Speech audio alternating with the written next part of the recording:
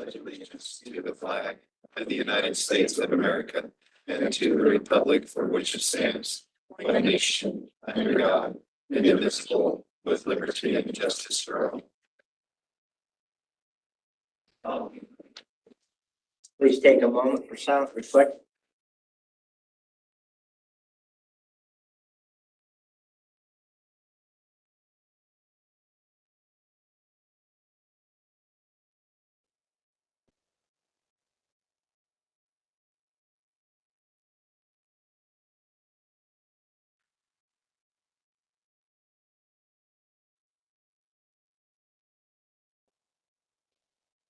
Thank you. Okay, we'll move on to item C, delegation or public comments. We do have some. I'll just remind everybody that it says your chance to make comments. We cannot answer the questions or be asked questions. And you have 5 minutes to speak. So first will be Mariah Magana.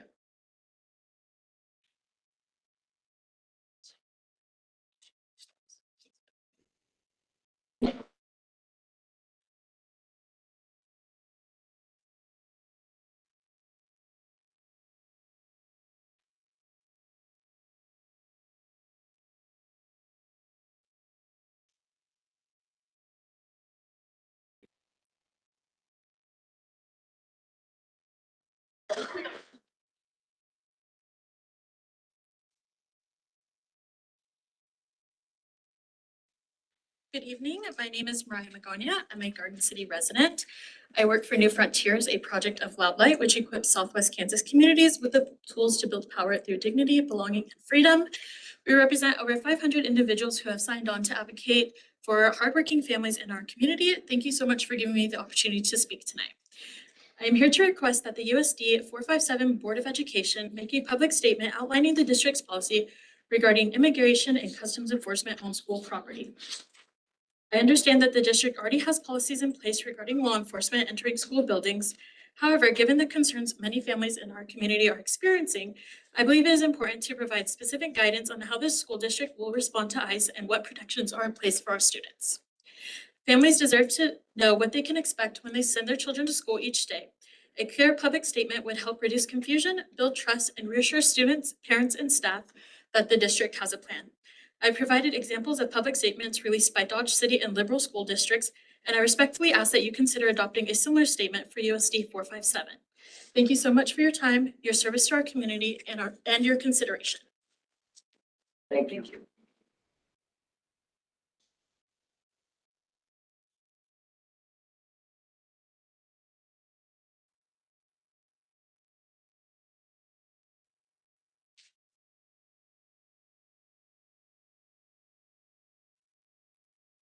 Okay, number 2, Brittany Martin.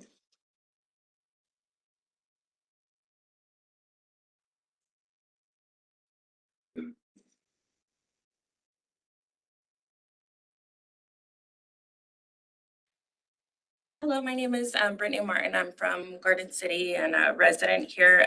Thank you for this time to speak today.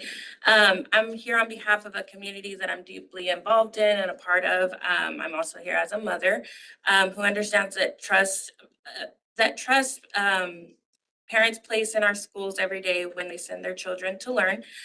In my work providing case management and family support services, I serve many immigrant families, including families with mixed immigration statuses. I'm respectfully asking the board to consider adopting a policy specifically addressing immigration enforcement and student rights. I understand that USD 457 already has the generic law enforcement policy, and I have tried to use that to explain to families, but I do think words matter. A policy that specifically addresses interactions with ICE would provide important clarity and reassurance for families. I personally tried to explain the district's existing law enforcement policy to parents, but families remain fearful because they don't feel it clearly addresses immigration enforcement. As a result, they are left with uncertainty during an already stressful time. Our neighboring school districts, Dodge City and Liberal, have adopted policies specifically addressing ICE enforcement. which I think you guys have copies of that, but I brought one copy here as well. I believe they offer thoughtful examples that balance compliance with the law while providing clear guidance for staff and families.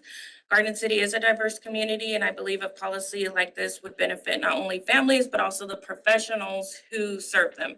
Instead of relying on our own explanation, I would be able to provide families with an official district policy that clearly outlines their rights and district's procedures. I also believe this type of policy would help reduce fear and anxiety among students. When children feel safe at school, they are better able to focus on learning and participating in the classroom. From my review, the examples from neighboring districts appear to align closely with the law enforcement policy that you guys do have already in place. And the USD 457 would likely already follow. My request is simply that those practices be put into writing, adopting a district policy and communicating clearly to all staff who interact with students. Thank you for your time. Thank you. And just has my contact information, or I can leave it right there. I just have one. Oh, just leave it with. Okay. Yeah, okay. Her, and she can get us copies of it. Thank you. Okay, number 3, Rebecca Burnfin.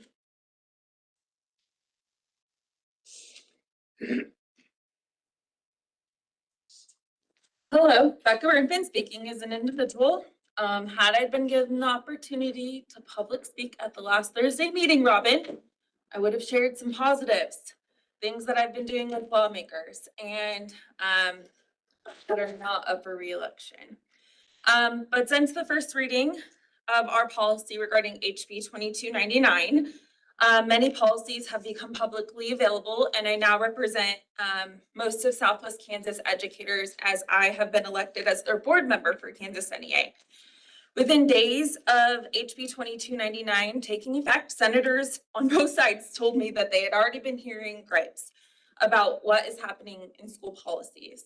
Had I been able to comment, I fully intended to explain why I wanted the policy taken outside of the consent agenda and allow us to continue this working relationship we had going with this policy. However, a senator kindly reminded me that this is fully within your right to do. And then the question became not can the board do this, but should they do this? Does it protect the rights of the people that you serve? My concern is portions of this policy go beyond HB 2299. On page 2, the policy states this prohibition applies regardless of whether communication occurs during or outside the school day. This language raises concerns because it extends beyond the employee's contractual obligations that impact our First Amendment protections. Many of our staff members have businesses, side jobs, community roles, and professional activities outside our contractual workdays. A policy that broadly regulates what we can do with technology or social media as a form of communication unintentionally interferes with the commerce and the business of these employees. Yes, they should be held accountable for things that are professional responsibilities that conduct directly that impacts their employment. The policy also says no employee of the district shall privately or directly communicate with any student throughout the social media platform except as expressly permitted under this policy. This is where it creates the concerns of how parents who are employees of the district have rights, how family communication could be impacted by the district, and it goes beyond what the law requires. Additionally, there is another policy that states all employees shall be subject to disciplinary action if their conduct relating to the use of technology on social media or online resources violates the board policy or administrative procedures or directives. This concern has been raised twice through GCEA communication because we believe this gives board authority for interpretation. While we trust our current superintendent and principals and administration, we have to think that these policies are written with the future in mind. This language could be significantly at the discretion of administrators that come after this policy is implemented. The statement that this policy is simply copy and paste at that Thursday meeting from the law is the same across Kansas is inaccurate. I encourage anyone on this board and this administration listening to compare the policies across Kansas school districts. The differences are clear. And if you don't believe me, count how many times our policy states, as stated in this policy and Kansas law. It's 4. Just like I asked our lawmakers to advocate for audits and to push out possible technical corrections before January's 2027 session, I am requesting that our board members also review the language itself, line by line. Compare it with the additional wording inside our board policy. HB 2299 does not require districts to eliminate comments on social media or shut down program pages, especially those programs that rely on public communication due to limited budgets. Many districts are continuing to use those platforms. And as one legislator said, those are places for accessible public forum and commentary. I also hope the board reconsiders changing and ensuring that the policy does not infringe on our staff rights or our contractual obligations, and it does not interfere with the policies that govern our disciplinary action. While the response from your leadership indicated that the policy does impact those areas at all, if that's true, then why is the additional language needed? If the language does not include it in other policies and it creates questions that exist. If there's one thing the board knows about me, I'm going to do my double checking on language. I'm going to review the law, and I'm going to ask the hard questions to any legislator that answers my phone call at 6 a.m. in the morning or 12 p.m. at night. I hope you actively review this policy, compare it to HB 2299, and make necessary revisions before September 1 mandate as it awaits for additional amendments that could be coming before the 2027 legislature. Thank you.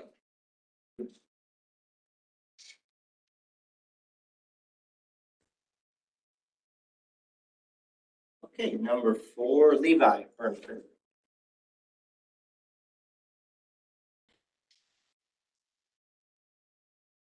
Levi Burnford, GCA president. I want to begin by saying thank you for any correspondence you have had with me on behalf of GCA or KNEA this summer. I believe, as I said in those emails, that negotiations were successful, and that's thanks to Robin and Randy, Drew, Josh, Jessica, as well as the rest of the board in finding common ground. I truly believe that conversations and collaboration can bring together pretty much anybody. But that's why I was disappointed that public comment was not on the agenda at the Thursday, June 25th meeting. Now, apparently this isn't a major issue considering I was unaware of it until now. But I do think it's an issue to not have public comment on an agenda when a major policy change is happening. So I ask that the board considers allowing public comments on those Thursday meetings when policy is being adopted, or save policy adoptions for the full Monday meetings. Furthermore, I firmly believe additional conversation was needed surrounding policy IIBGC. I appreciate the emails from you board members, as well as Josh Guyman regarding the policy. And like I said, we were going to be able to find common ground, and we did. But while I think that we've got a lot of things right regarding negotiations and policies, I believe we missed the mark on this one. There is no reason to be more restrictive than the state law requires. Please reconsider this policy and its possible ramifications. Finally, I wanted to second or third the public speakers who went first today.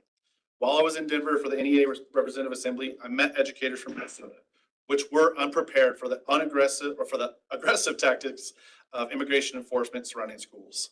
We need to be prepared with clear steps for our administrators and staff to follow should the same happen here. Thank you. Yeah, I think that's everyone, correct? I didn't miss anyone? Perfect. Okay, thank you very much. Okay, we'll move on to item D, approval of the agenda with the following amendments. D1, additional certified and classified personnel actions for consideration. It's item F3. Item D2, add item F4I, Board of Education policy title change for JCDBC student personal electronic communications devices to JCDC student personal electronic communication devices to align with KASB. A former policy JCDBC personal electronic communication devices is now obsolete. Item D3, revise item F4BII, designation of the official newspaper and depositories. And D4, remove item H5. The Board of Education is asked to consider and approve proposed service order number 3 for the design and bid fee to re-roof of areas B and C at Georgia Matthews Elementary School, GMTN, in the amount of $21,500. Mr. President, I move to approve the meeting agenda as amended. Second. I think Jacob beat you. Okay, it's been moved and second. Is there any discussion? All in favor, raise your hand. Opposed, same. Motion carries. Is Mark on? Do we know? Nathan. Nathan, Okay, all right. I just didn't want to skip it if he was on. Okay, we'll move on to item E, election of the Board of Education President and Vice President. I will begin by declaring that the nominations for the office of Board of Education President are in order. Is there anybody that wants to make any nominations? I would nominate Mark Hine as president. Okay,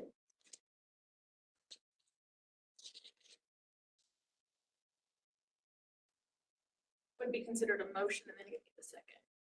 Second. so moved and seconded. Are there any other nominations? None.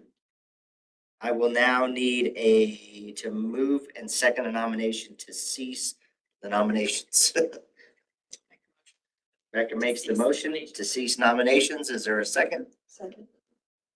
Who was that? I think it was you. I think you. Okay, That'll be faster. okay. So Mark Hine has been nominated and seconded for the position of board president. All in favor, raise your hand. Oh, same. Motion carries.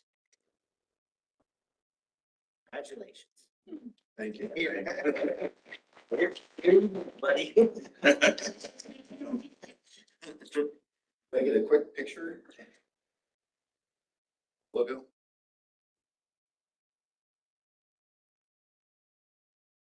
I need to move to.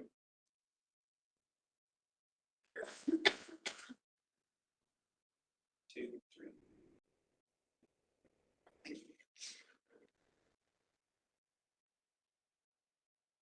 Well, first, I want to thank the board for entrusting me in this position. I'll do my best to be effective and do a good job for you. We know you.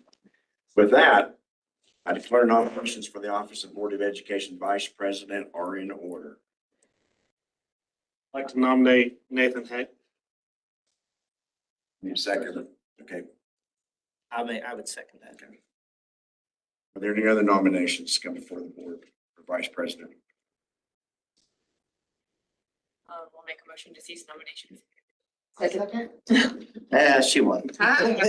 It's been moved and seconded to cease nominations for Vice President, Board of Education. Any discussion? All in favor, raise your hand. Opposed, same sign. Motion carries.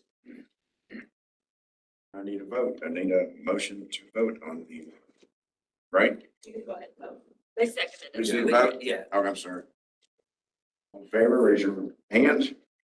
Opposed, same sign. Motion carries.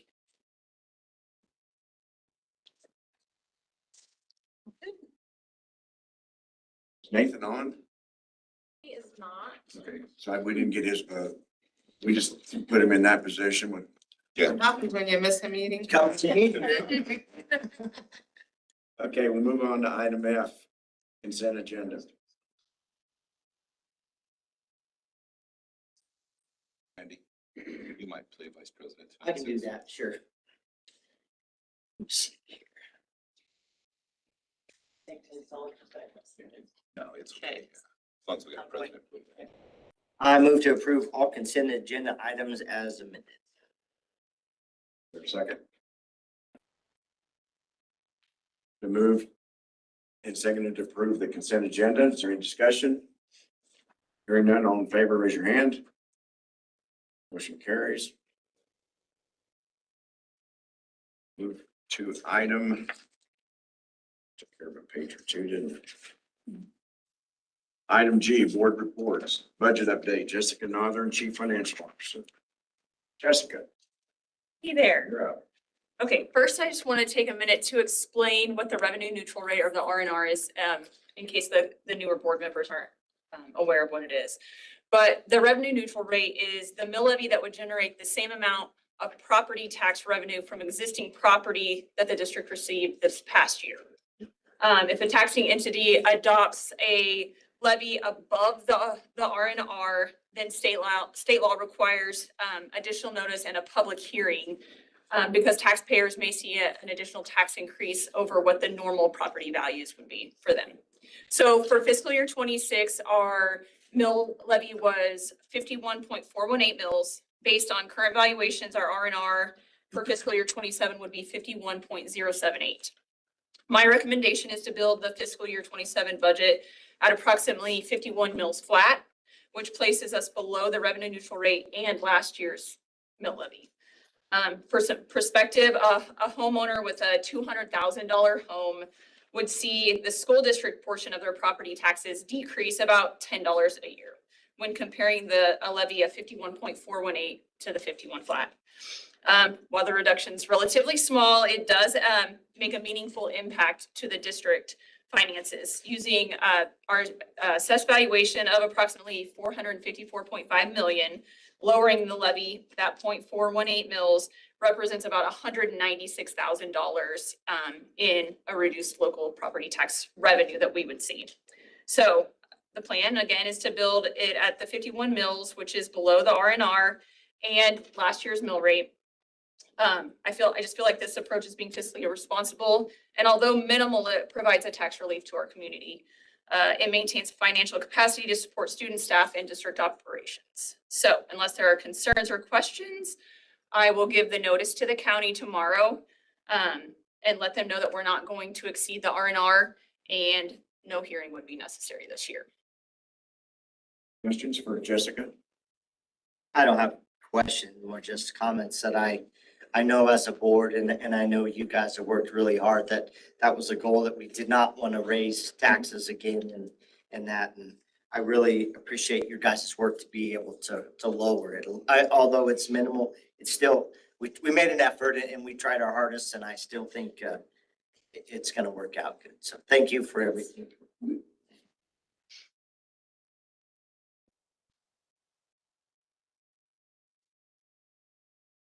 Okay, move on to item H, new business. We have board committee assignments. Yeah, so I've just got all the committees here. I'll hand them direct, but you guys will pass them down and just sign up. This is the time of year where we update committees for the upcoming year. Do this all right now? Yeah, just as the meeting's going on, you can kind of pass it down. Just, yeah. Okay, thank you, Josh. Item H2, the Board of Education is asked to consider and approve the contract with the new teacher project, TNTP, to work with A. Hubert Elementary School for targeted support for improvement, TSI, to increase student achievement. This is a first read, but action is requested. Now, Gina Galpin, the Director of Special Education. Good evening. Good evening, Gina. How are you? Well,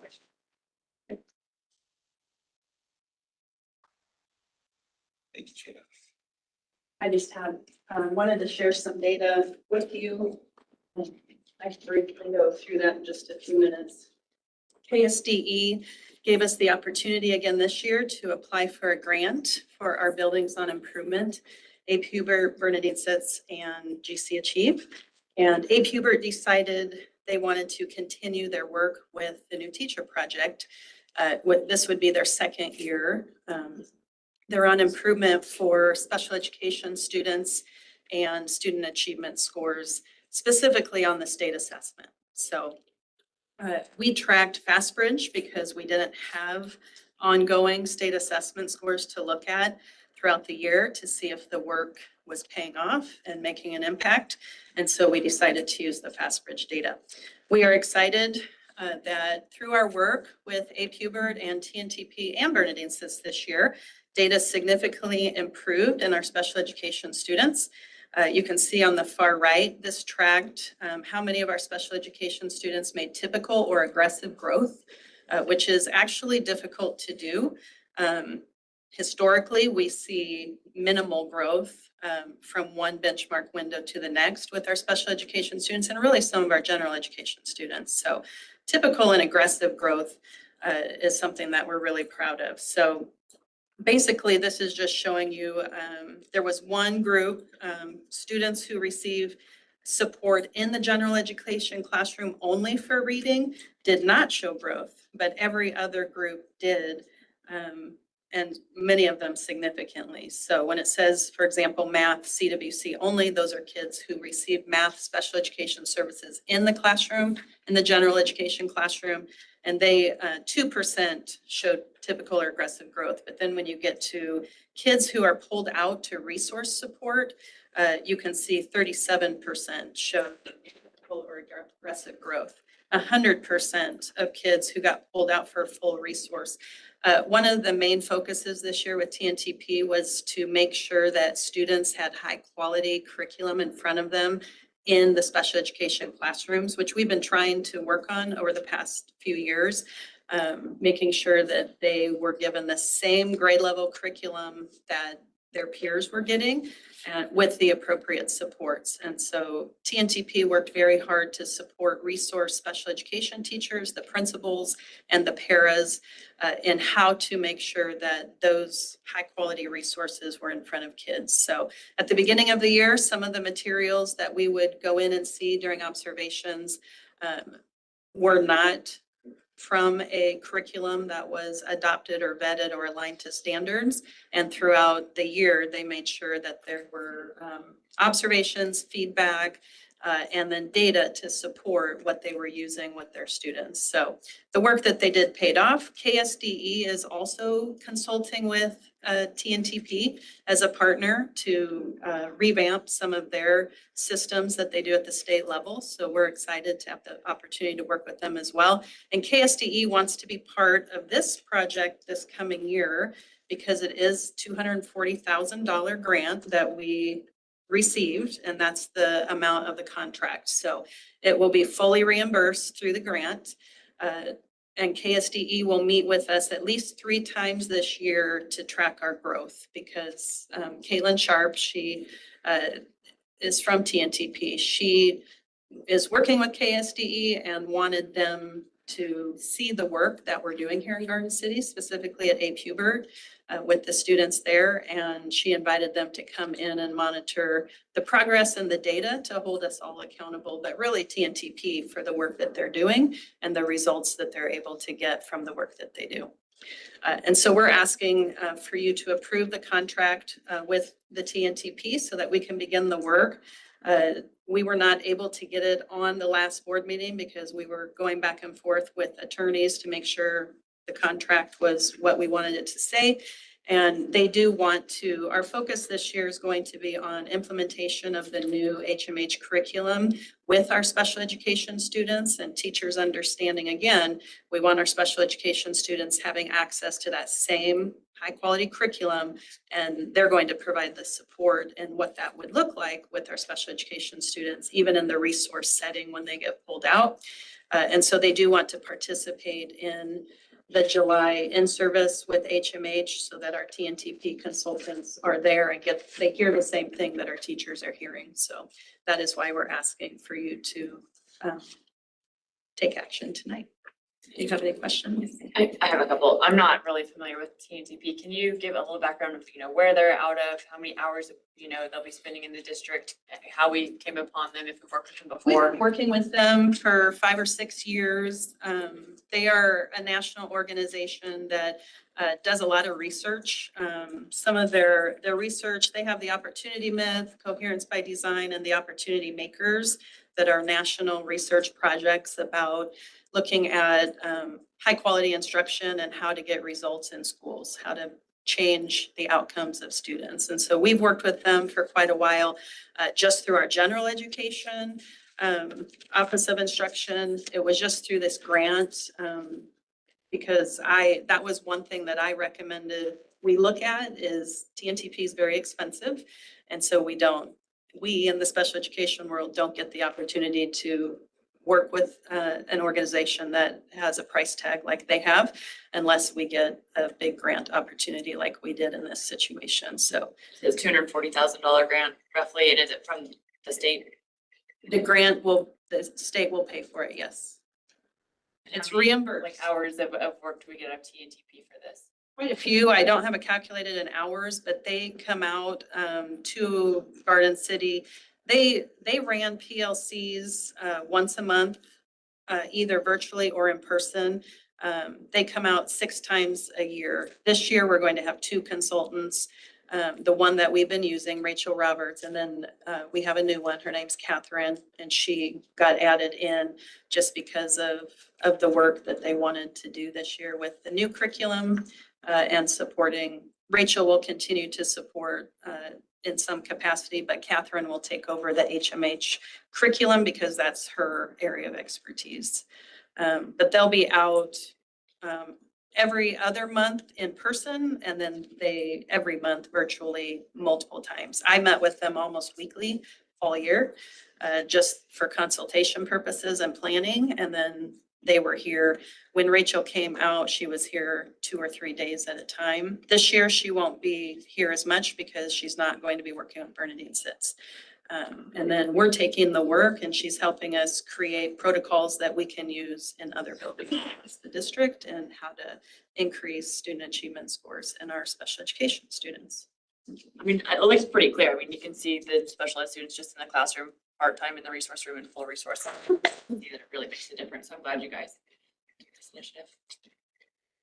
TNTP with the new teacher project, they'll be out on Thursday, 23rd in the morning to do a big kickoff with members from KSDE at Abe Hubert to kind of kick off this, if approved tonight, to kick off all of their work and things like that. The KSDE, the commissioner on down are really excited about kind of pivoting to this kind of support for schools on improvement. Any questions? Looks pretty impressive. Yeah. Numbers. We were not expecting to see data like this yet. We knew that it was, anytime you're making a big impact and working with special education students, it takes time. And so we were afraid we weren't going to see the results right away, but we were very excited when we got and they do a lot of the data, helping us interpret data and bring that back to teachers and share it with them and have discussions about what that means for their classroom and how to keep moving forward with good, high quality instruction.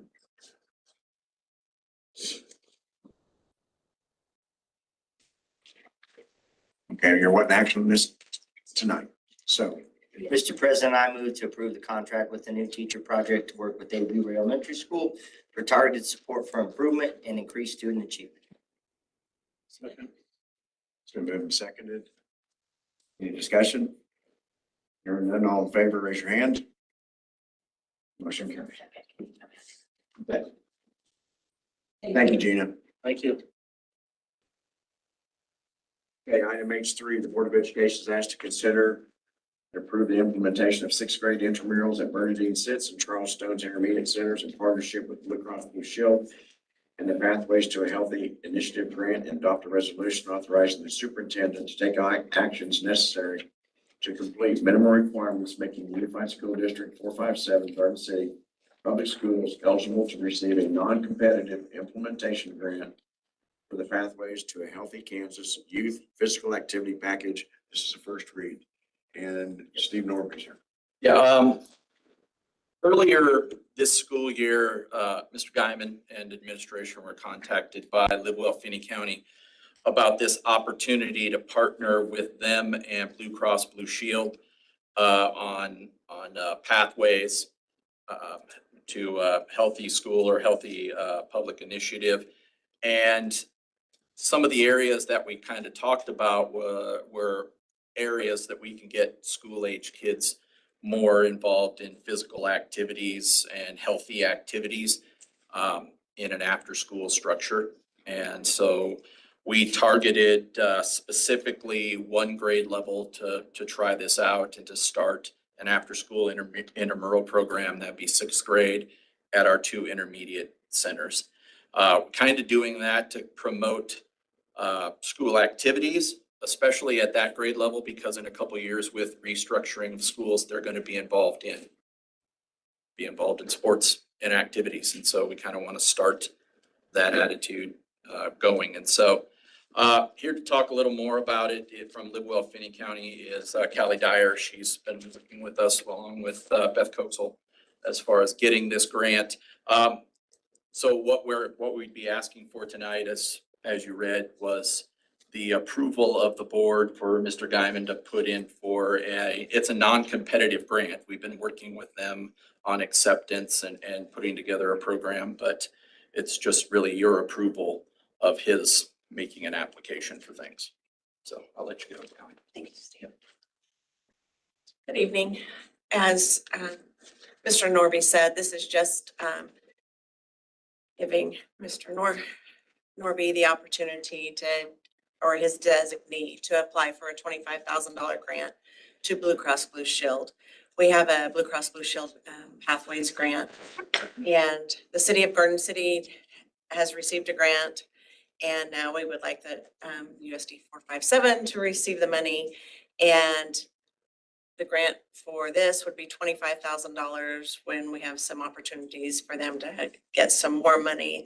I can probably say by the grace of somebody other than myself, we are pretty good at getting money for our community.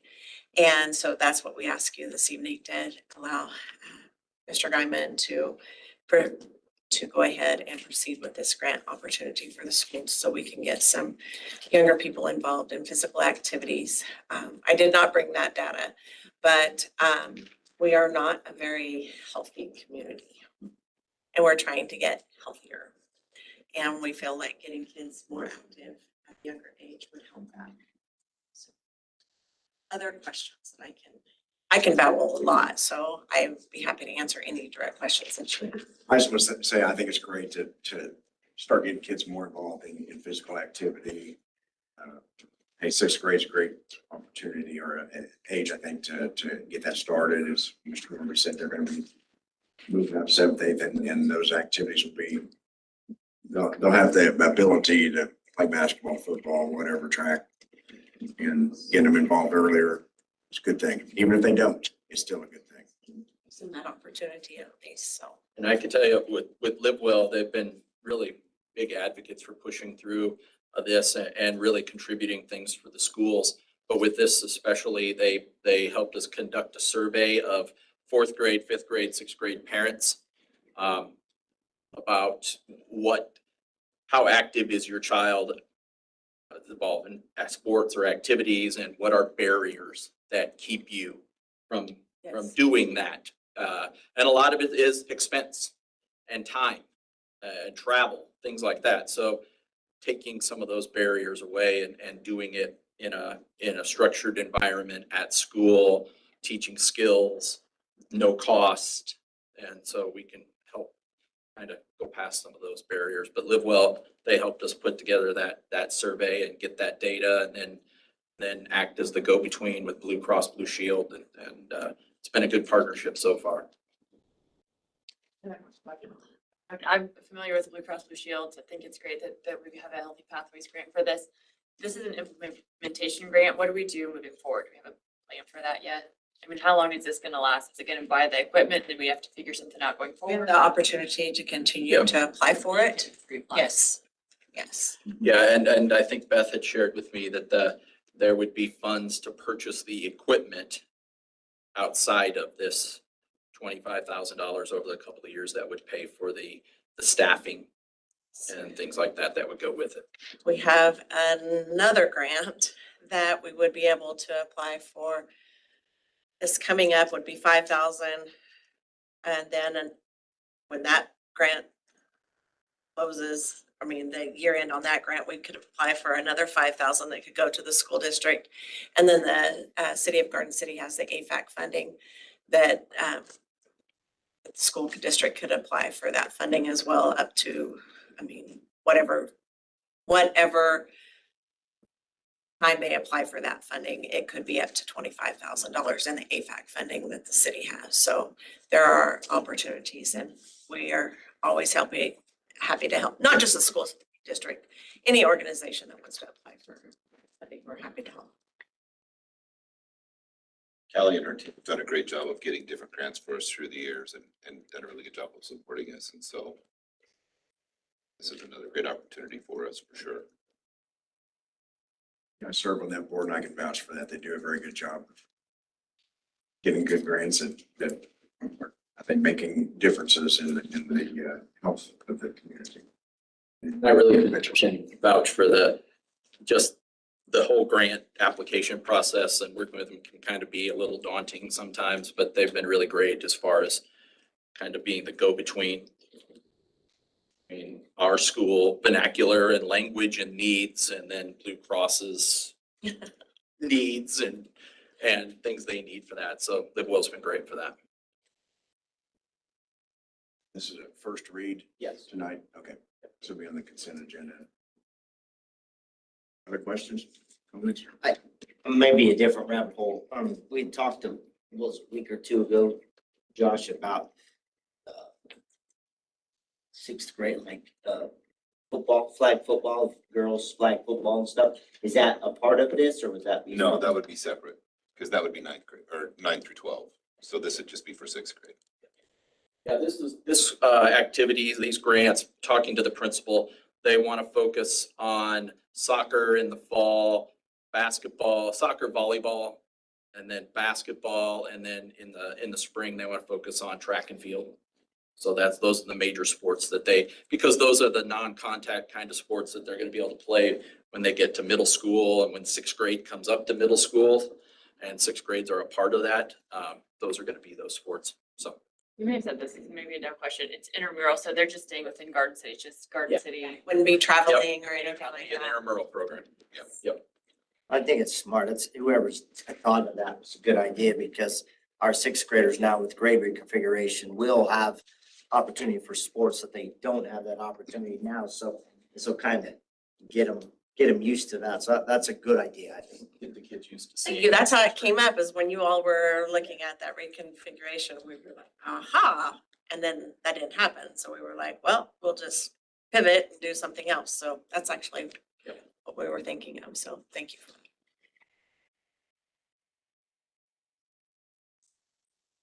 Questions? Thank you. Thank you. Thank you. Thank you all. Callie. Mr. President, Yes, sir. Nathan's online now, so just so you know. Okay. Nathan, are you there? Yes, I'm here. Okay. Can hear you. Congratulations, Vice President. That's good. Thank you. Okay, we're moving on to item H4. The Board of Education is asked to consider and approve bid to re-roof areas G and J at Horsegood Middle School, DV Douglas, in the amount of $258,300. This is a first read. Brandon Anderson, the Director of Plant Facilities. So good evening, board, and I apologize for the confusion on your agenda item. I'd offered the original service order number 3 for Georgia Matthews as context to what we were going to discuss. That was how this project got started in the winter.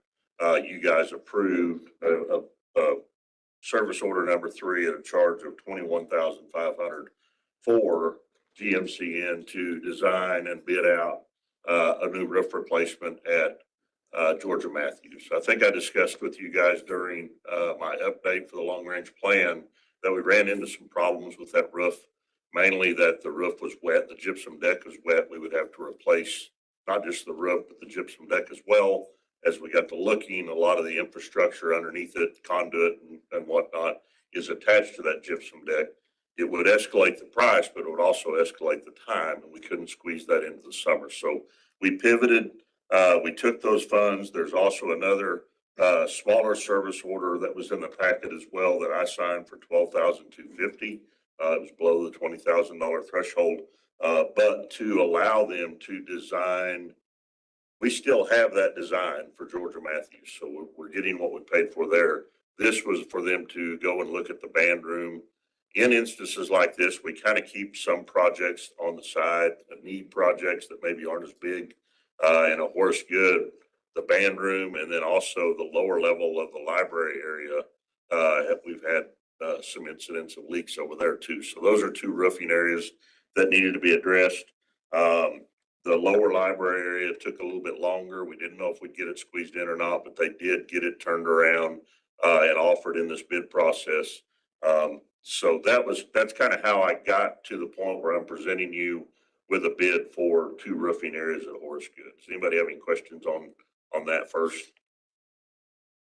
But we did go ahead and bid out those 2 areas at Horace Good.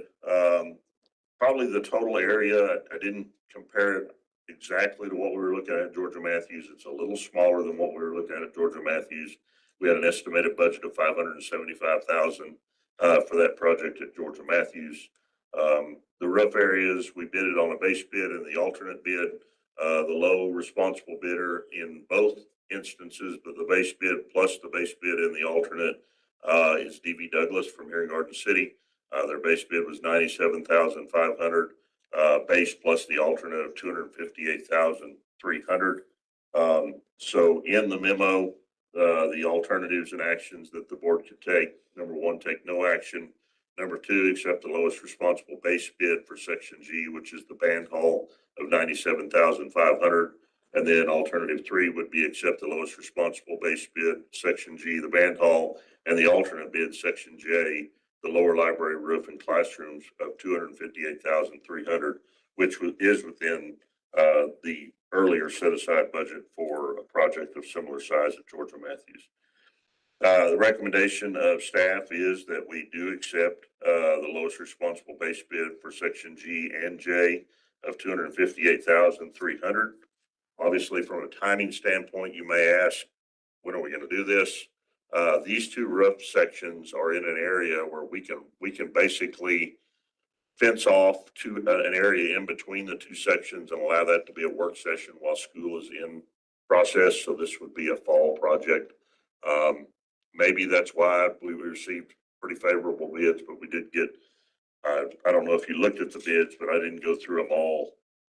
Really comparable. I was really pleased with the 4 bids that we did receive. So appreciate all 4 of those bidders putting in bids. So with that, I'll pause and answer any questions you might have on this. Brandon, on the Georgia Matthews, I know we probably don't have any idea, or it'd be a guess but it's what it may cost, but that sounds like that's going to be quite a project. Yeah, and the remodeling part of it, and it depends on what percentage we go to looking at of how much of the building is. It'll trigger us to bring that up to code in a lot of areas. So you're grandfathered at buildings until you do a certain amount of percentage of remodel, and at that point, then you're required to bring everything up to code. That would be a pretty substantial remodel. It would trigger us to look at a lot of the fire code issues that we might have there at Georgia Matthews. It could be more substantial in price, obviously, than the $575,000 that we originally had budgeted. But also just the timing of it would be very difficult to squeeze into a summer. So a remodel project like that's pretty invasive. So Is there anything that's going on right now, Brendan, to help try to dry out that gypsum, or it just is what it is well, until we tear it off? I'll be honest with you, it is what it is, and it was like that when it was put in. If you go up on that roof, there's a series of vents that were applied after that project was done because it did get wet during the project when that was originally put on. It's been a while ago. I apologize, I don't have that date. 13. I think it's like 2013. So that is, a point of discussion. And that was when we went and looked at the roof. We knew with the other roofing companies, when we do that annual trip that we made, this is one of the roofs we got on. It came up then. We knew we were kind of looking at possibly an issue without exposing it and tearing it all off. One thought was, and you guys, we looked at an alert roof at one time, which is a metal roof, cosmetically would look sharp from the road. That would give you the ability to probably, cover it for the time being, but then also try to put maybe some fans within there and dry that out, possibly, but it's been wet for a long time. What would the cost of that be? Just have to bid it out and get them to come give us a quote. Certainly something we could take a look at, but we just pivoted away from Georgia Matthews at this time because it wasn't going to fit in the summer. Is there We did this a bid for Ply Mill. to put is that what you're talking about, Yeah, like that, yeah. to put an alternate roof over it, and it wasn't as much as you think it would be, I mean, it was still very costly, but.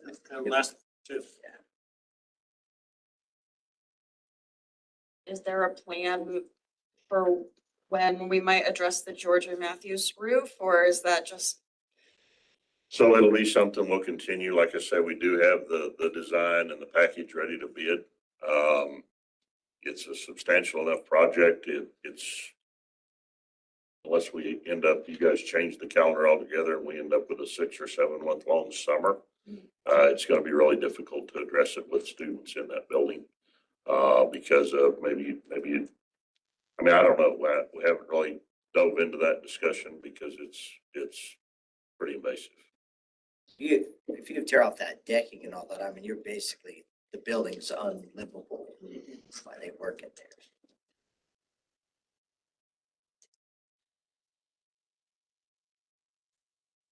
Any other questions? Well, if we do go over it with the metal roofing, that can go right on top of all that. That could actually be done in the summer. Is that right? Yes, that could possibly. And that can be done where it can give us some slope on that so the water doesn't sit up there and pool as well. Correct. Yes, sir.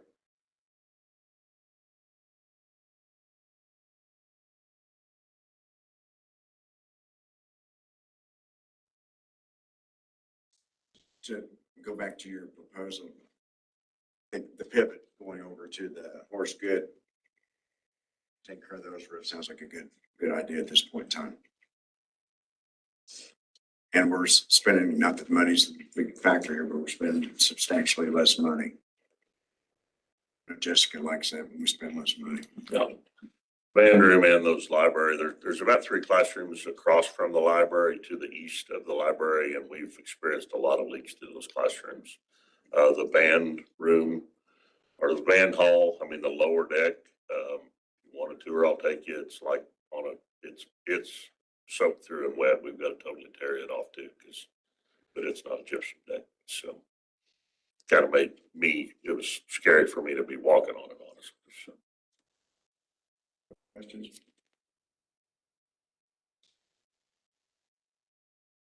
So do we have fans up there now? Georgia Matthews, no, there's not, it's not real feasible. I mean, there's not there is some drop ceiling in there, but no.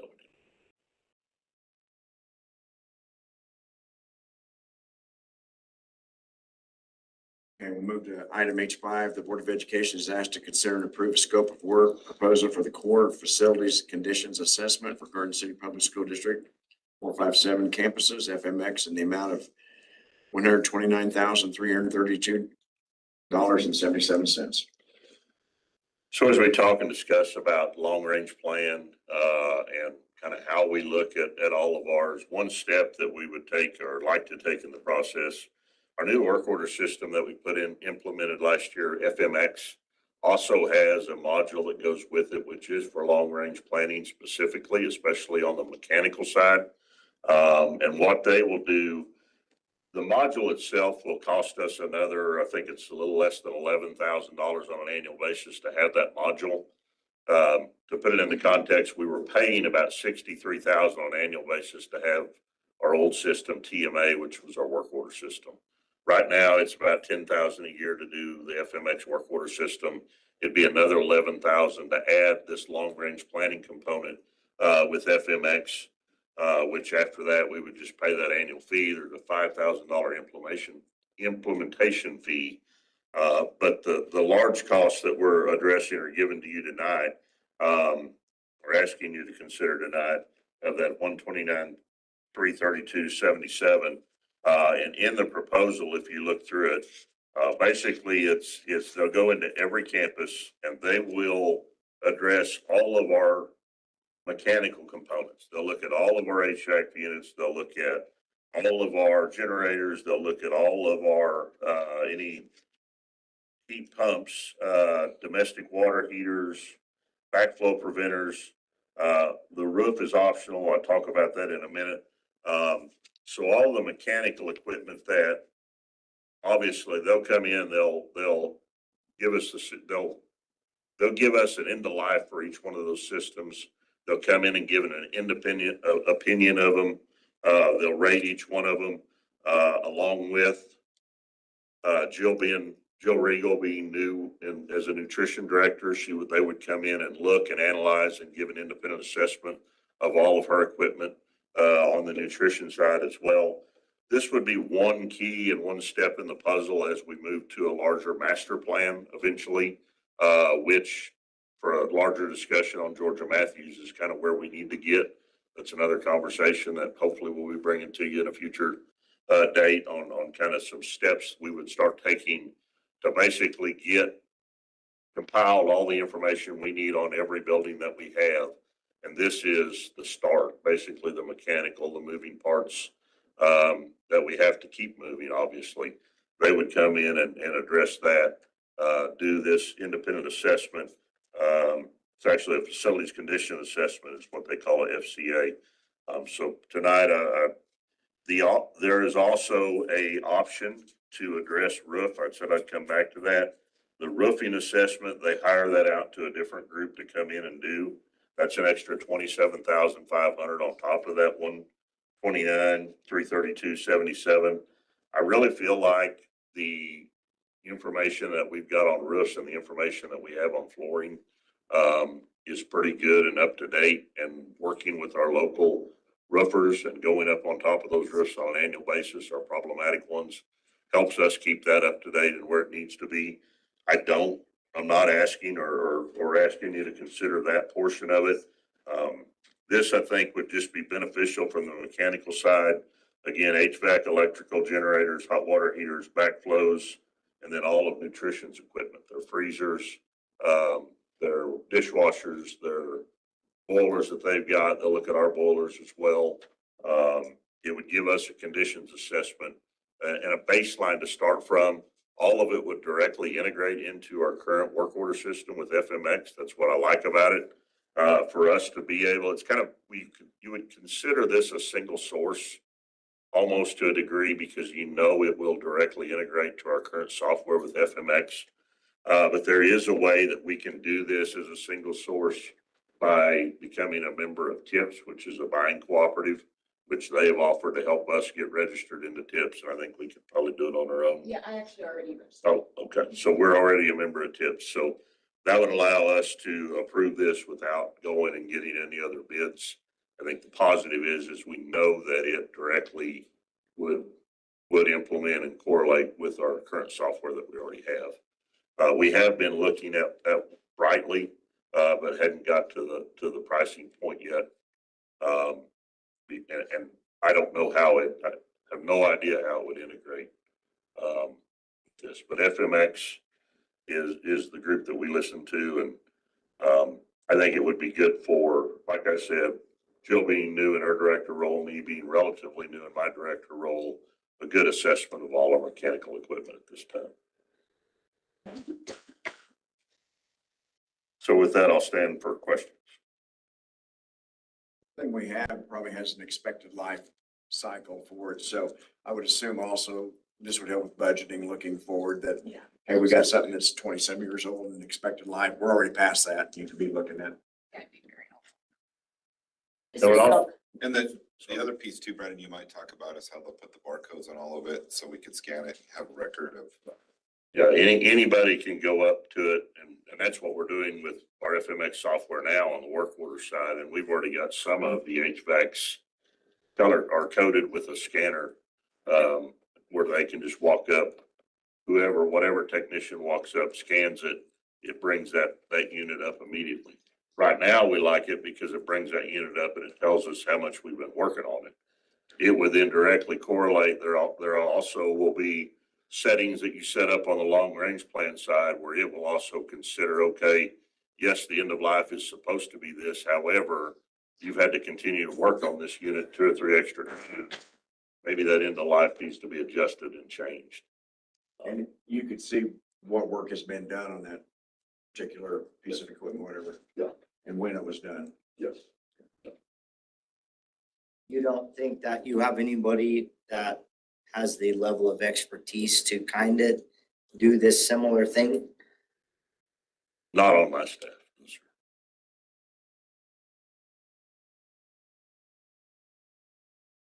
So this basically, if we were to do this in-house, I mean, it would just, it's a longer period of time to track some of that stuff, barcode it as it became a maintenance item for us to deal with. And so we'd have to follow it that way. This kind of speeds up the process and helps us in the long-term range planning things. And again, the difficult thing for our staff is, and we're doing an assessment to a degree right now, walking schools. But, you know, it's like, you know, this carpet looks good. Well, you know, do we really know if there's any underlying problems? I mean, especially when you walk up to an HVAC unit. I mean, if you walk up to an HVAC unit without knowing the full history of it, without knowing the age of it, and then, you know, plans for it, they'll also look at our electrical ratings and making sure that we've got enough power to be running those, which, you know, we do get that from time to time on projects as we look at them individually from the engineer through GMCN. But this would be an independent assessment that comes in too. So takes all the opinions and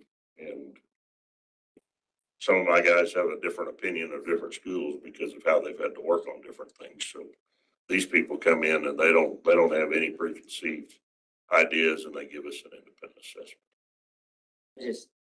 I have a hard time spending that much money because it really is, it's just a guessing game. Because they could come in and say, oh, this unit's great, and 2 days later it breaks down. I mean, it's mechanical. You never know if anything, they don't offer any kind of like guarantee or warranty or anything like that. I mean, it would be impossible to do that. I know that.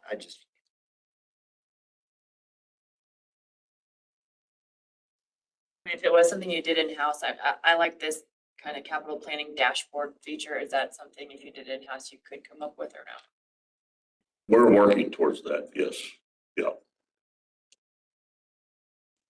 Kind of what we envision that dashboard, bringing in a lot more other information that we can provide to a degree on our side and also can work with GMCN to get, and then ultimately get us to a point where we can, you know, pull up every campus and know where we are from an assessment standpoint, the mechanical side, the roof, you know, the important components that need to be considered, the age of that building too, replacement cost of that building, and all of those facts and figures would go into a larger project, which this would be the first step towards. The hardest thing for our employees doing this kind of walkthrough is when you just look at the electrical systems, we don't have one guy that is an expert in electrical systems. And so when we go around and look at electrical systems, when we did this the first time, when we kind of started the in-house version of this, Shane and Colleen Dries started and walked through and did that. And it was good because it got us started down the right path. The problem is Colleen was one of the ones walking. Well, our CFO probably shouldn't be the one checking out electrical panels. The same with HVAC boiler systems. The HVAC systems are also complicated now. It's gotten to be, we have a hard time finding people to work on our VRF systems. Even we struggle to understand the full system of a VRF system as far as HVACs are concerned. So I think the expertise and somebody that does this, you know, they bring in their electrical guys, then they bring in their HVAC guys, and they bring in their plumbing guys, and it's more in depth than any of the knowledge that we develop. We're just looking at the work product and the amount that we're spending, like what is the main hours on work?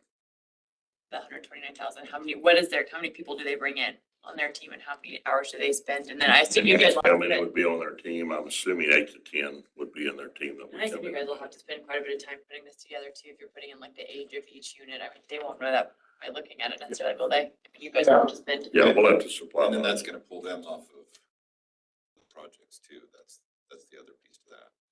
Well, I think that's gonna happen anyway.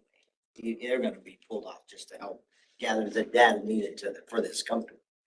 And the company charge is based on square foot, correct? Yeah, and that's why the first page of it is every school with every square foot.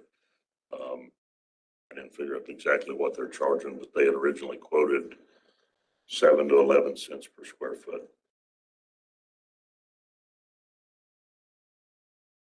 Would it be better to just hire someone that is qualified to do that work? You got them on staff year round?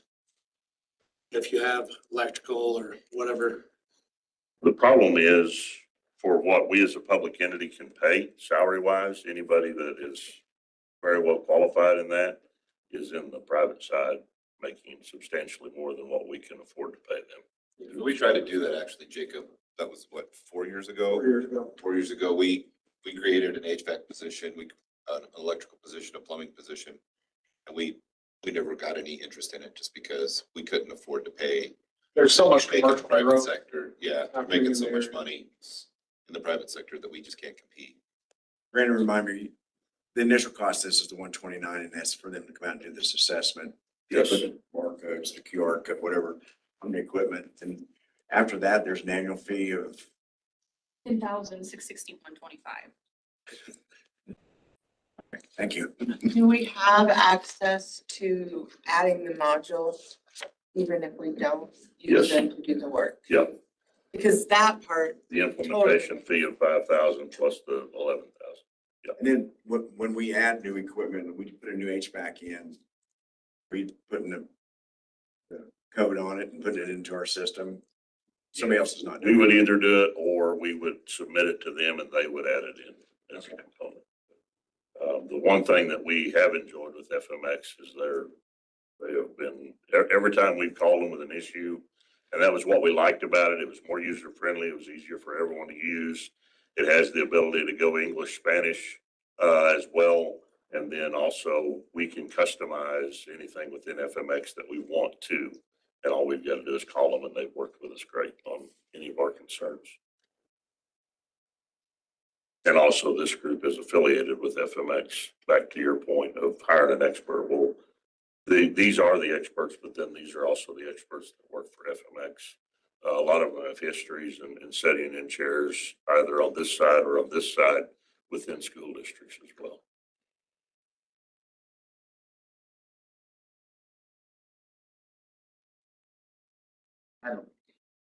I don't know. I have a hard time getting behind spending that much money for an assessment when I really trust you and I trust your people. I mean, I do totally like the idea of this, getting that additional software to help you track that stuff and that, but that's where I'm at.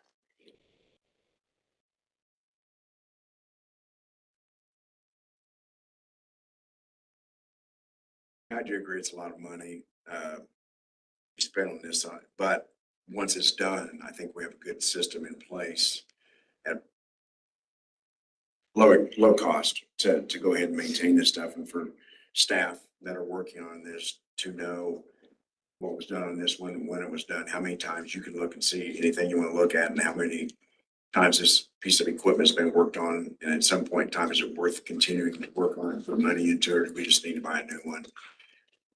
So, I mean, I But they think can do that now. They're doing that now with their own system, tracking all that. we don't have, I understand, but we don't have all this at this point. The other thing I would say too, I think when Kenny Kerr retired, a lot of knowledge and a lot of history of our maintenance stuff went with Kenny. And so it's hard it was hard to replace a Kenny, obviously, with just the knowledge that he had with everything that we had in the district. And, Brandon coming into that role, being new and not knowing anything, that just makes sure that we have all the history, we have everything in a database that's easily accessed by whoever's in charge at that time. I like that piece to it. I think it definitely gives the district it makes it easier to keep historical knowledge and historical data of what we've done throughout the district in one place to access. But it. just so I'm understanding the conversation between what you two are saying, what you're saying, it's still gonna be our district staff that's putting the history and stuff in, right? That's not necessarily part of the assessment. You are correct as far as the maintenance, the logs that have been done, but when we install a new whatever, or knowing when we did that, they'll be able to tell us when it was installed and what date it was. I mean, if you ask Brandon when something happened, he's not gonna have the data of when those things were installed. They're gonna be able to pull all that and get all that information for us and have that end of life, which we don't have on a lot of our stuff. I mean, Brandon could have asked Kenny when Kenny was here, because Kenny probably was involved at that time. The discussion from this morning too with Jill on the nutrition side. Yeah. The age of her freezers, and we were looking at some of the ages. 1949 freezer. One round for World War II, I think. So, yeah. So we know that, then why do we have to pay someone to come in and tell us that? We know that already. That's the point I'm getting at is, you know, we know a lot of this stuff is old and. These guys are the expert, like what Jacob is mentioning, and they're the ones that come in and give us an independent assessment of this unit. They're gonna look at the brand of the unit, the quality. I mean, they know from an industry standpoint, you know, do they hold up? Do they not hold up? I mean, they're the ones that are kind of giving us that baseline and that opinion to start from. I agree with you, Randy. You can save 129,000 in case something happens, or a freezer or whatever, instead of having to worry about coming up with that extra money. So I like the QR code, but I struggle with 120. I do like adding that software, that additional software. I think I see a lot of value in that.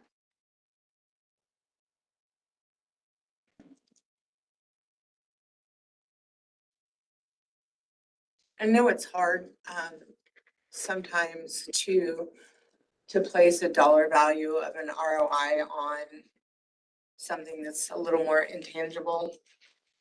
So it's like a delicate dance of understanding the benefits versus the cost, because there may not be a direct payback. But there might be a payback in 5 years, but we won't know. Yeah, I mean, to Randy's point, to your point, how often have we been totally surprised, like we thought that it should have been this, and if we would have had it assessed, maybe we wouldn't have been caught off guard? By something breaking down that we didn't expect to, or something, you know what I mean? Like, if we're trying to find a return on investment on an intangible assessment, like how beneficial do you really think this is? Like, are we really gonna be caught off guard if we don't do this? Or do you think it's really gonna affect our long-term planning? Well, It's not we'll that- get caught off guard when we get caught off guard. We've got Yeah. a couple of projects right now that are happening and we don't have any idea. I think someone even made that point earlier. I wouldn't have brought it forward if I didn't think it had offered us value to help us as a staff make these decisions moving forward.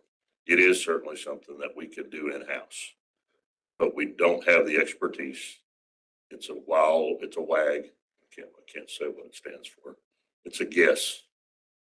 Just like these guys are gonna make, I understand that. But these guys are a little bit more fact-based, a little bit more industry-based to be able to come in and make that label. And they're gonna input all of this information into our system Yes. for us. Yep. Where would is this funded? Is it budgeted or where would it come from? Capital outlay has a pretty healthy balance just from projects. I think we budgeted like 5 million on Brandon's projects last year and we spent like a little over 4. So there's a little surplus in capital.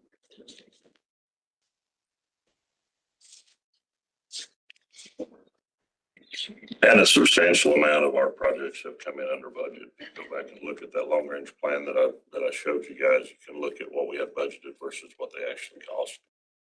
Also, the TMA software alone, had we stayed with that, we would have already paid this in 2 years. Just to keep a work order software that we were using. I think that's a little what I struggle with too, is you do such a good job and I trust you and I trust your people. So I'm gonna trust what you tell me over what this company tells me anyway, you know, so.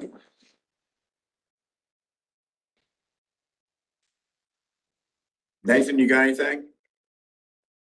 Yeah, hearing the conversation, I know Brandon's guys are hardworking. I know they've got some expertise to work through this stuff. I understand Brandon's conversation about with having that expertise and needing that expertise and getting an outside perspective. As far as setting up long range planning, I'm sitting there. I know it's a chunk of money up front here, but they're going to come in, from what I understand, Brandon, they're gonna come in and label everything, organize it, categorize it, give us a deadline. They're gonna build basically almost a long-range plan for us and get us to the point where we can work on other things and you can work on other things and be more effective at getting to other projects. And so, is that right? Is that correct, Brandon? On the mechanical items, yes, sir. Yeah, on the mechanical side of things. And so you get us to that point where we can be more efficient in some other areas. And so I see the value there. As far as the actual numbers, what is our return of investment? I tend to see that long term, short term. So, um, I don't know. I don't like the recurring fee per se of it. I do like I guess I can in my mind justify that upfront cost to get it done so that it's ready to go, that our people don't have to worry about it, that we as a district can better plan and have that. Is it going to be 100%? Probably not, but it's functional. It gets us all aggregated all at once. And so we can better move forward as a district. That's my ideal on it. Um, and it just gets us better set up for long term. And so we're always trying to think 5 and 10 years out, 15 years out, what does that look like? And so this would get us to that place where we can mechanically have that. And but again, I'm not a favor necessarily of the reoccurring charges. I think our people could do that. And I don't know if we can split this into, okay, here's this initial amount, we get this done, and then we maintain it from there. So I guess that would be my question on this. Well, the recurring fee is the software fee. It's the annual, it's what we're paying right now, a little over Okay. 10,000 for the work order module. Mhm. And then this would be the long range planning module that attaches to the FMX software. So Okay. to clarify, we're already paying for software that is The work orders. the work orders. Mhm. And that's like 10,000-ish per year. And would this be on top of this or would that replace that? It'd be on top of it. Okay, so We'd be paying about 21.5 on an annual basis. That's really, That's reasonable for subscription-based software, even for a smaller company. So for someone as large as this district for what it's doing, I don't think $11,000 is a ridiculous amount for a subscription. Because software companies know how to get rich. I've got a question. Can our IT team build one of these softwares? And we do that with our company, so I was just curious if we could do it here, with Casey's team. With, that way it's all in-house. We'll not have to pay anyone. I mean, they probably could, but I don't know that it would be up to the quality of what we have. What they could offer, I mean, I'm trying to think. We don't really do any internal coding. Yeah, not anymore. We did in the past, but I don't think a lot of our guys that did that, I don't think we have a lot of that anymore. We do a little, I guess. We have a few. Chris has done some, but he's the only one I can think of. We'll ask. Okay, I mean, in 10 years' time, saves a ton of money. It's ours. We change it however we want. I'm a little torn because I think the FMX software is good. I mean, what you showed us and what we've seen, I think they have a good product. I'm not here saying that I don't support their products. I just don't know if I feel like it's necessary.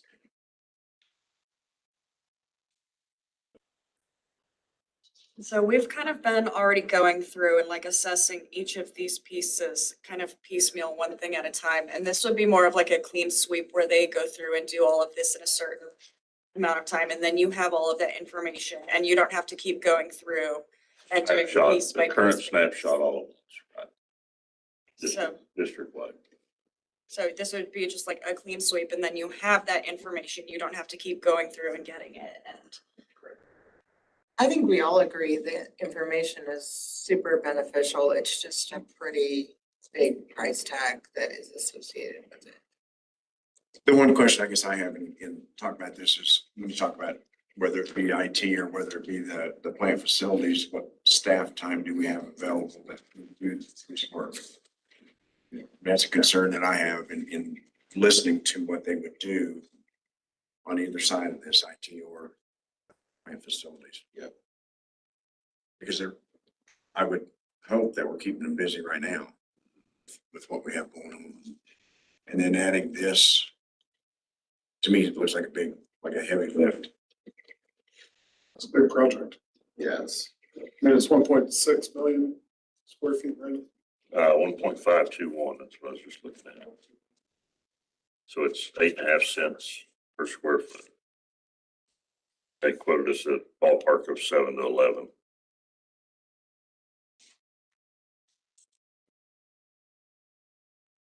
Any other questions? Do we need to take action on this tonight? No, This is a topic that's had a lot of conversations. The next meeting, you guys can. Let's do it. Let's do it. So it won't be on the consent agenda, it will be on unfinished business. is there any other further information I can get between now and then?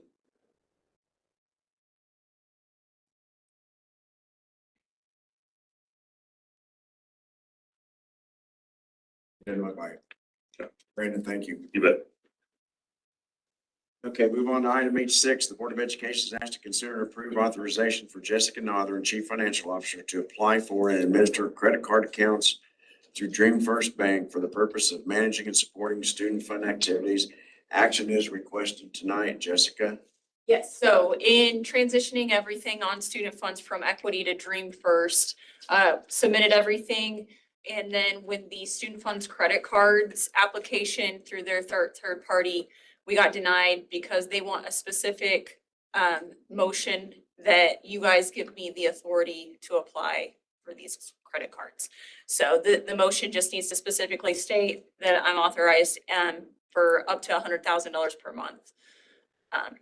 It's just so that we can, and actions requested tonight, just so that we can get the cards by the time school starts and activities start going.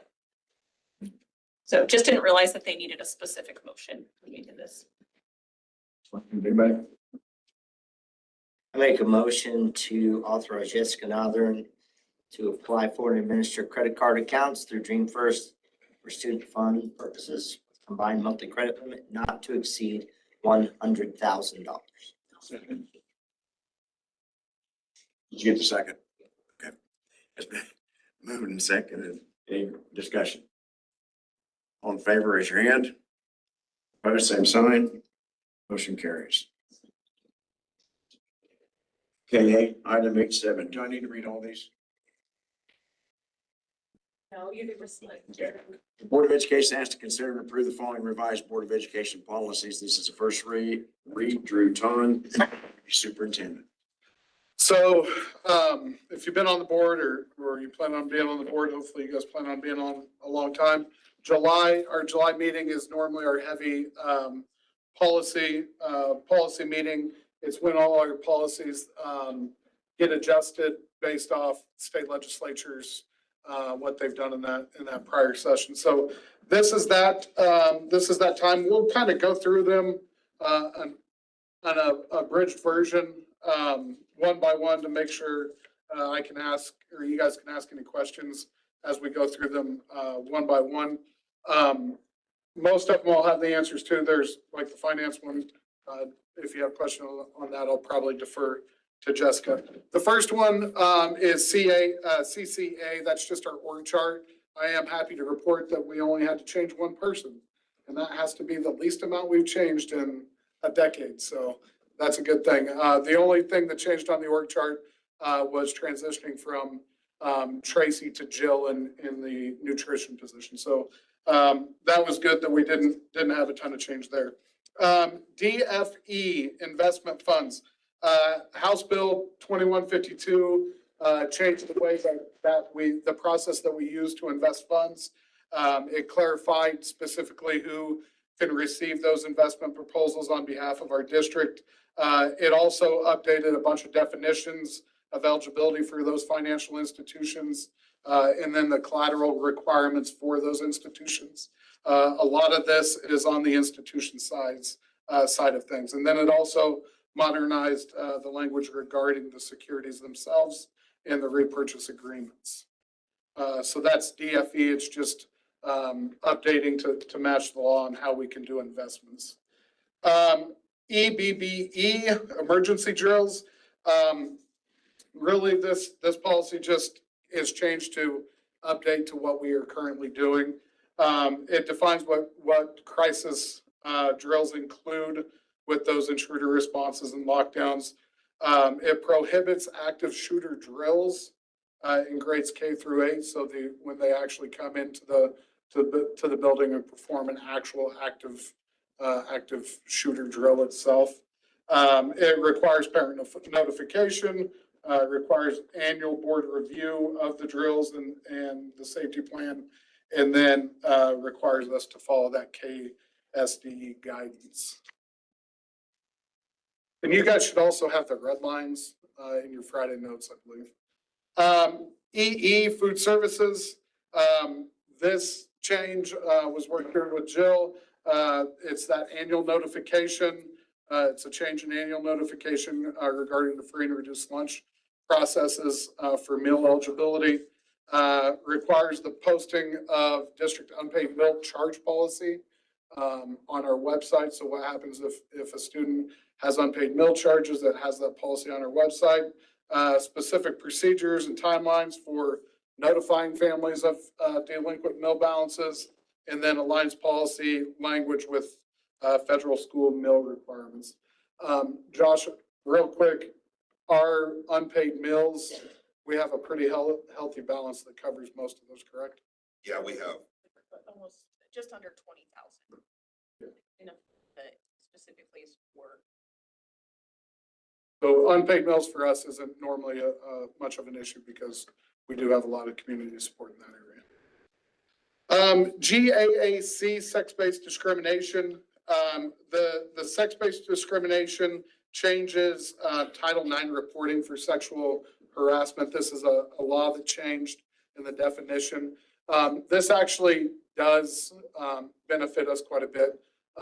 We do from time to time, a prime example, have things like sexual harassment between students at the high school, or there may be times where students may have a restraining order on another student. When that happened in the past, we would have to go through a full Title IX investigation process. With this new law, it's a scaled down procedure that we can act on more quickly than the Title IX process in the past. So that change in law has changed our policy on sex-based discrimination. Attendance records. This one was talked about a lot in the news. This is based on the student walkout law that was passed. This addresses student walkouts and clarifies the absences and how they should be reported based off the student walkout.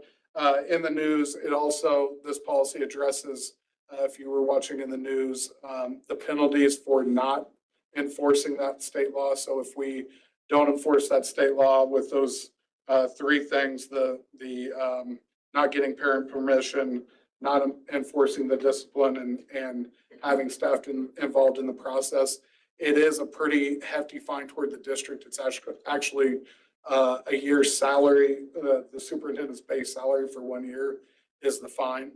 But it has to meet all three of those requirements in order for that fine to be enacted. So that's the policy to address that. Enrollment, small change to the JBC enrollment policy. This is for foster students, and this just allows foster students to stay enrolled in the school of origin. Oftentimes in our community, we have foster students that will move from one family to another, which may cause them to change attendance boundaries. This policy gives them preference on being able to stay in the school that they were originally in, so that they are not changed during the school year or even during their school career. Which we've done Done now. in the past. That's kind of a practice that we've done, and it just puts it into policy now. JBCC, enrollment of new students. This is for both foster students and foreign exchange students. It's the open enrollment procedure for foster students. Even if a foster student enrolls late after the open enrollment has passed, they still get preferential treatment on their placement. And then foreign exchange students, they don't have to go into the open seat lottery as an out of district student. They get to go through a normal process. And again, it's part of that new law. Absences and excuses, JBD. This ties back to the student walkout policy, and this just defines, it addresses the absence that results from a student walkout and clarifies the discipline consequences for those unexcused absences. Sex-based discrimination, JGEC. This essentially what this does is this mirrors the employee policy for sex-based discrimination for students. So it just matches policies, and then it separates the sexual discrimination complaints from the sexual harassment complaints. JGFGA, Administration of Emergency Opioid Antagonists. The law that was passed requires us to have Narcan in every single one of our schools. In the past, we had it in our secondary schools. Now we have to have it in all of our schools, not just our secondary schools, based off the law. JGFGBA, Student Self-Administration of Medication. It just updated a bunch of terminology regarding medication and just align the policy with the legislation concerning those emergency medications. This is primarily a technical update to just align terminology. JQKA, foreign exchange students. This ties back to the other policy that exempts foreign exchange students from the open enrollment lottery that we have for out-of-district students. And then JRB, release of student records. Again, tying back to the foster care system, requires those student records for foster care and certain special education students to be transferred within 2 business days. One thing that we oftentimes have issues with is schools are very slow in getting us transfer records on students, and that creates problems on a transfer in for both foster students and students on IEPs, because we need to have those IEP meetings pretty quick, but oftentimes we don't know that the student is actually has an IEP. So this should help expedite that process. A lot of policy changes. Again, this is the common time for these policy changes. This is just a first read, so if you guys have any questions, any concerns on any of the policies, we can get those answered. We'll have a couple more policies that were recommended that we haven't brought to you yet because we have to put some committees together. I got Mr. Norby working on that. There's some changes to, at the federal level, there were some changes to Title I and foster care that we have to work on. And so I've got him working on that. And so we'll have those 2 policies coming to you all. The upcoming. When people say the legislature doesn't do anything, I beg to differ, because I get tired of bringing policies to you guys. So, all right. Thank you, Drew. Thank you. Item I, board open discussion, Randy. First off, congratulations and thank you, Mark, for stepping up to be the president. And thank you, Nathan, for stepping up to do the vice president role. I enjoyed my time, but I'm glad that someone else is doing it. So thank you for that. Thanks for the public comment. I appreciate that all the time. It makes me just feel like everybody's engaged, and I appreciate that. And I do like that part of this process. Until legislature we fully fund special education, I appreciate the hard work of Gina and everybody trying to, find grants and keep programs going. And I think that is a vital program, the TNTP program. I'm glad to continue that. I already mentioned the Live Well and the youth physical activity stuff for the sixth grade. I think that's a good step in the right direction. I think that's gonna help our students and help the sixth graders that are now gonna transition in the future from the alternative, or I mean, to the, what do we call them? Remediate, yeah, intermediate centers to actual sixth grade. I think that'll be a good positive thing for us. And just keep moving forward. I appreciate everybody's hard work. Rebecca. Or just start by saying thank you to Randy and Mark for your services, President, Vice President, as a new board member, onboarding us and explaining things to us. So appreciate what you've done. And congratulations to Mark and Nate. Look forward to working with you in your new roles. I think you guys will do great. On the TNTP, obviously I'm new, I was not familiar with it, but just looking at this brief data, and the effects that it's had, really encouraging, and I'm excited you guys applied for the grant to work further on that. I would say really excited about the R&R news and knowing that we give taxpayers just a little bit of a break without even having to consider raising that mill levy is a big deal. I think I'm glad that we're saving a little and holding that neutral. So glad about that. And then on the FMS thing, I mean, I'm glad we have a couple weeks to consider this. That's something I might take a deep dive into, have additional conversations and decide whether it's worth it to have that, that data and that information. So it's a big price tag, but we've got time to consider it. So. Katie. Yeah, start off with thank you for all of the public comments and letting us know the concerns that are affecting our community right now. I am definitely going to take some of this into consideration and talk about what can we do to kind of ameliorate some of those concerns. I am glad that we are repairing some of those roof areas at Horace Good. I know from personal experience, there have been times when some of the classrooms have been unusable because of leaking. So I'm sure they will very much appreciate that those are getting repaired. Really appreciate everything that we're doing to keep our buildings in good repair. I know a lot of them are very aged, and whatever we can do to make your job a little bit easier. I know we're probably all gonna want to look more into this and see is it something that's really worth it so that we can make sure that you're able to keep doing your job.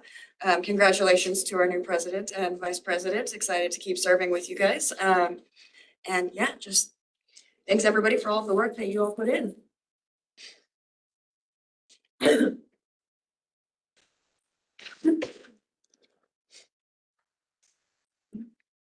Nathan?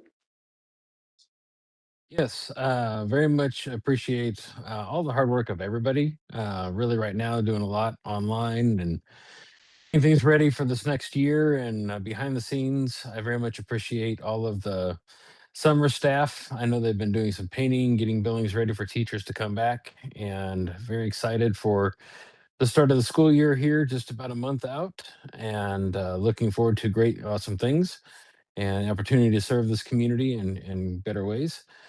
Even do know I was excited to see that information from Jessica, knowing that we're doing all of these projects, that we're being fiscally responsible, getting things done. We're able to keep the mill levy actually a little bit lowered, it looks like there. So very excited about that and everything else, and just appreciate the opportunity to serve in this new position. So looking forward to what is before us.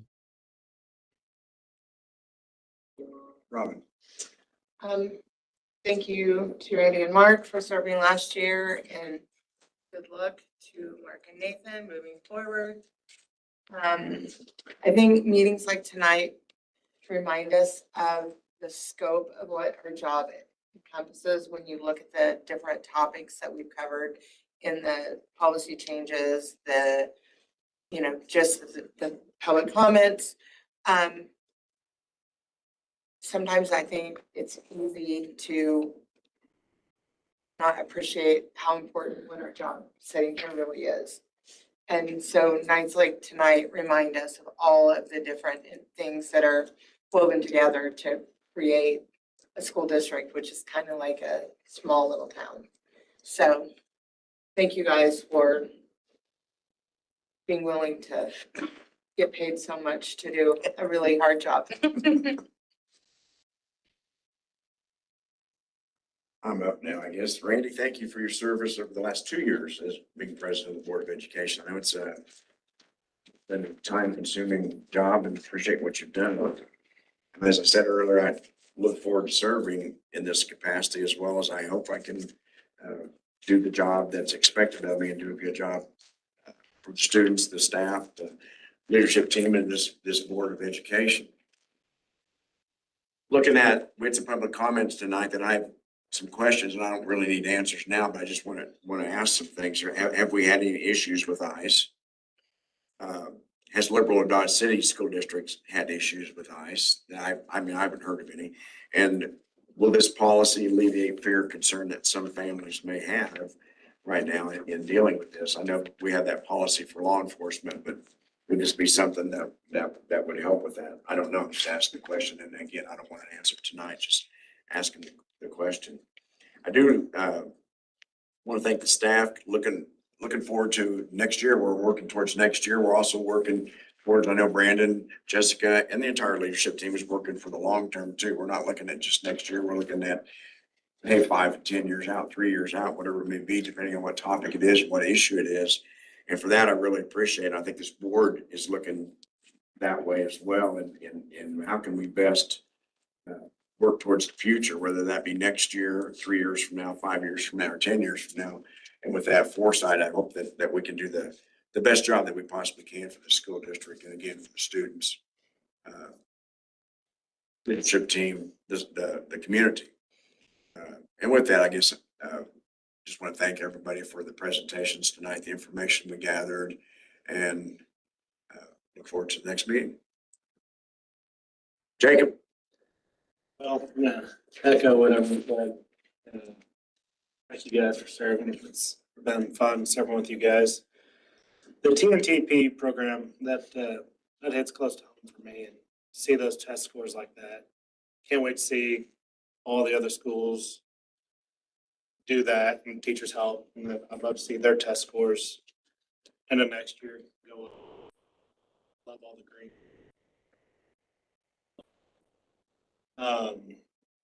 Yeah, I'm proud of you guys right there. And Josh, I think you guys do a dang good job.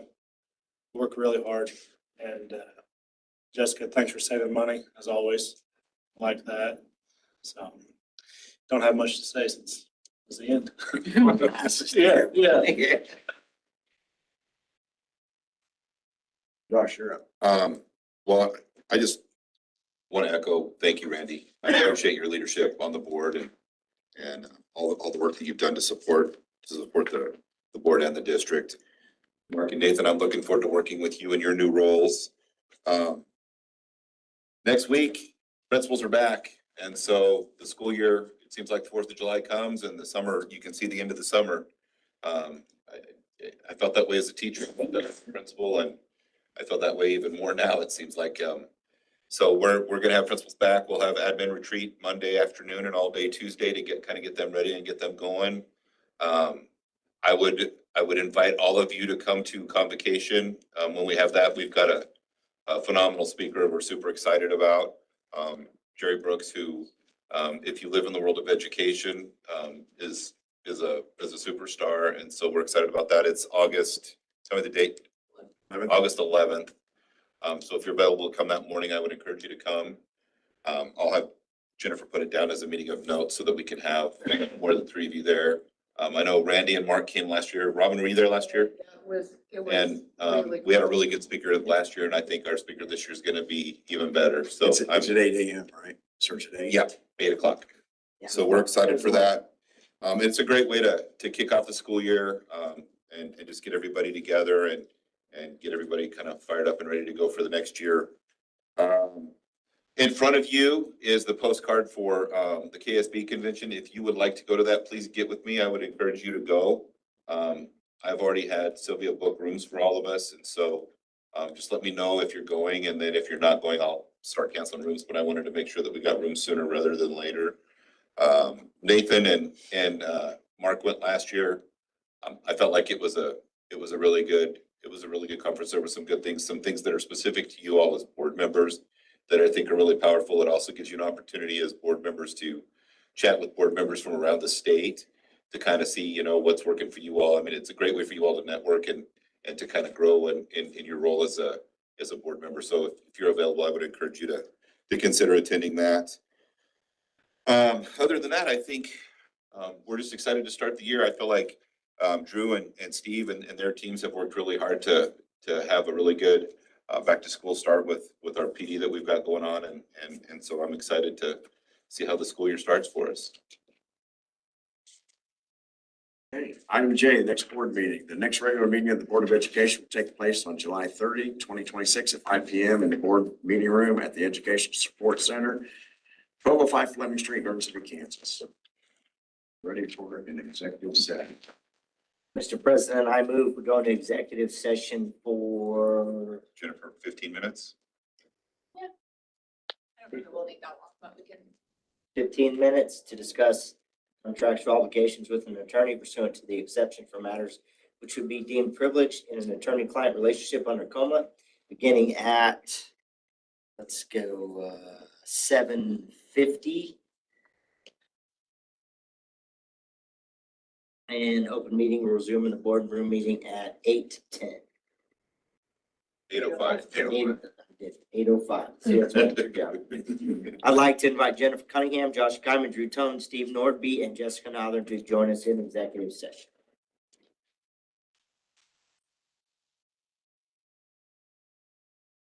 15 minutes. Any further discussion? Hearing none, all in favor, raise your hand. Opposed, same sign. You guys. Call you, Nathan. Nathan, I'll call I'm you good. on your cell phone. Okay, sounds like a plan.